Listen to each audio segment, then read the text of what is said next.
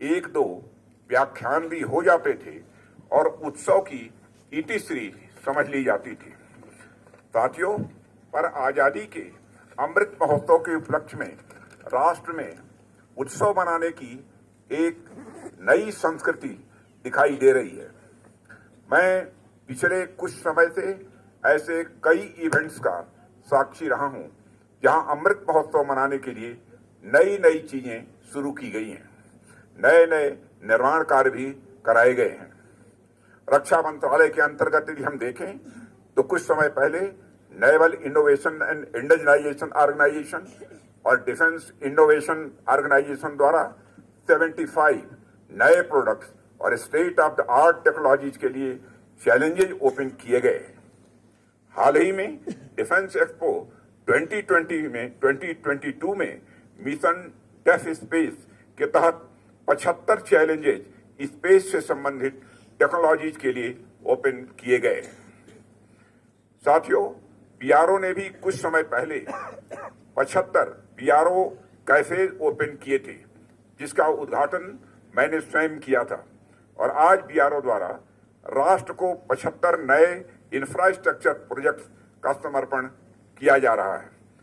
इसी तरह बाकी क्षेत्रों में भी विभिन्न मंत्रालयों और विभागों द्वारा आजादी का अमृत महोत्सव मनाने के लिए कई प्रकार की शुरुआत की गई है, जो नए भारत की नई और रचनात्मक सोच को यह दर्शाता है। साथियों, देश जब एक नई ऊर्जा, नई सोच और उत्साह के साथ नई यात्रा शुरू कर रहा है तो निश्चित ही यह दुनिया में अपना एक नया स्थान प्राप्त करके रहेगा, ऐसा मेरा पक्का विश्वास है। और इस यात्रा में बॉर्डर रोड ऑर्गेनाइजेशन की बहुत ही महत्वपूर्ण भूमिका होने वाली है। साथियों, आज जिस श्योक नदी के किनारे हम सब यहाँ पर उपस्थित हैं, मुझे बताया गया है कि इसे रिवर ऑफ डेथ यानी मृत्यु की नदी भी कहा जाता है।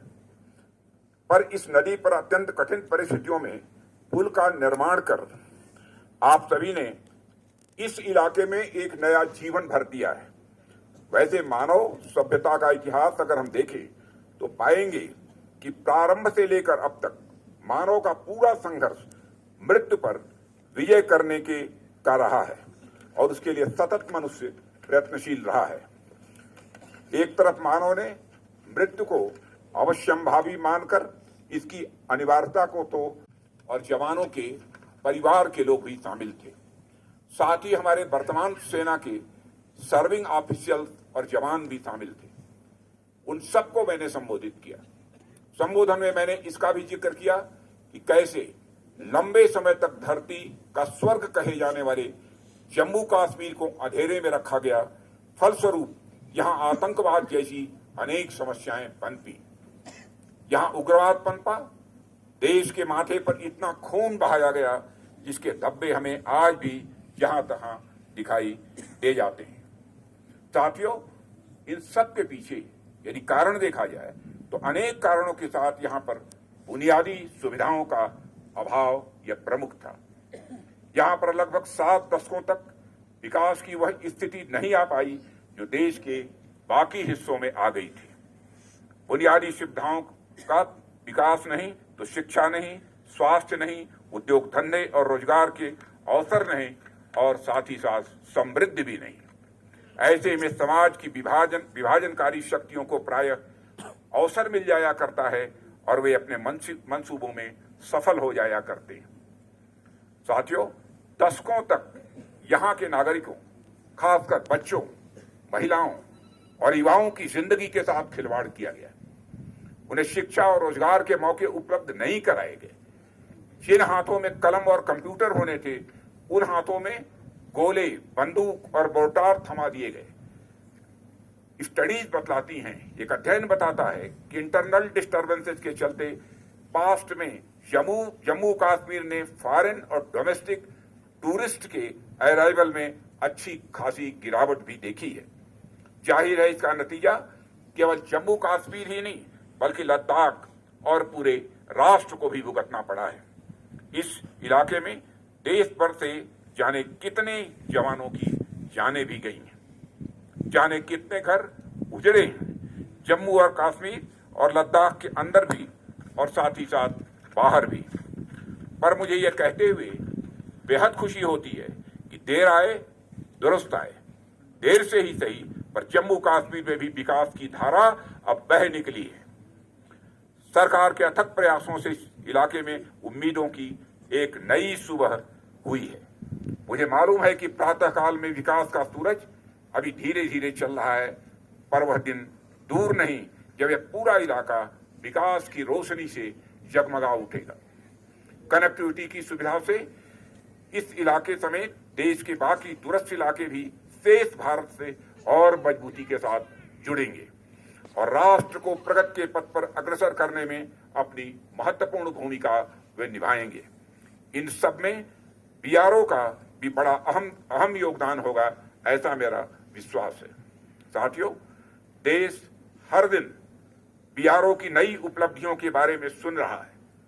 यह बीआरओ के कर्मियों के डेडिकेशन यानी समर्पण, कमिटमेंट और लेफ्टिनेंट जनरल राजीव चौधरी डीजीबीआर के दूरदर्शी व कुशल नेतृत्व के द्वारा ही यह संभव हो सका है।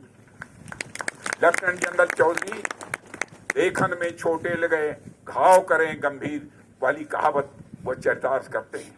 यानी जब से अपने बीआरओ का कार्य संभाला है, मैं देख यह स्वतः आपकी निष्ठा, समर्पण और कर्तव्य परायणता का यह प्रमाण है। इसके लिए आप सराहना के पात्र हैं। मैं हमारी armed forces, department of defence और एमओडी को भी इन उपलब्धियों के लिए बधाई देता हूं। मैं आप सभी से सदैव नव निर्माण में रत रहने का आह्वान करता हूं। हम सभी हमेशा कुछ नया करते रहें और राष्ट्र को नई ऊंचाइयों पर ले जाएं, यह हमारा उद्देश्य होना चाहिए।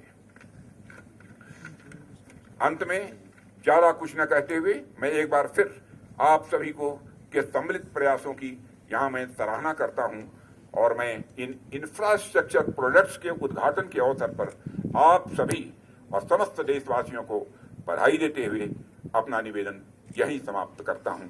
आप सबको बहुत बहुत धन्यवाद। मित्रों, आज बॉर्डर रोड्स ऑर्गेनाइजेशन द्वारा निर्मित 75 इंफ्रास्ट्रक्चर प्रोजेक्ट्स के साथ उद्घाटन के अवसर पर आप सबसे मिलकर मुझे बेहद खुशी हो रही है। इस प्रोजेक्ट में देश के दूर दराज इलाकों में स्थित ब्रिजेज, रोड्स, हेलीपैड और कार्बन न्यूट्रल हैबिटेट आदि शामिल हैं। एक साथ इतनी बड़ी संख्या में इंफ्रास्ट्रक्चर प्रोजेक्ट्स का उद्घाटन अपने आप में एक बड़ा रिकॉर्ड है।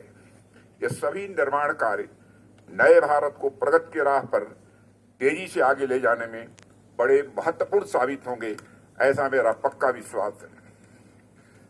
मैं बॉर्डर रोड ऑर्गेनाइजेशन, संबंधित स्थानीय लोगों सहित समस्त देशवासियों को इस अवसर पर हार्दिक बधाई देता हूं और इन सारे प्रोजेक्ट्स को मैं राष्ट्र को समर्पित करता हूं।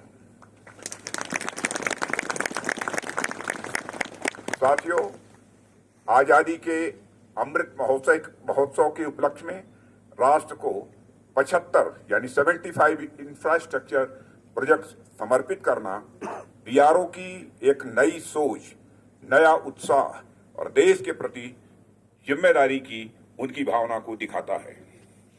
बीआरओ ही नहीं बल्कि मैं देख रहा हूं कि पिछले कुछ सालों में समूचे देश की सोच में एक बड़ा परिवर्तन आया है और इसका बड़ा श्रेय यदि मैं किसी को देना चाहता हूं, इस समय जो हमें प्रधानमंत्री के रूप में आदरणीय नरेंद्र मोदी जी का नेतृत्व प्राप्त हुआ है, उनको इसका विशेष श्रेय देना चाहता हूं कि उन्हीं के मार्गदर्शन में देश की इतनी तेजी से प्रगति हो रही है।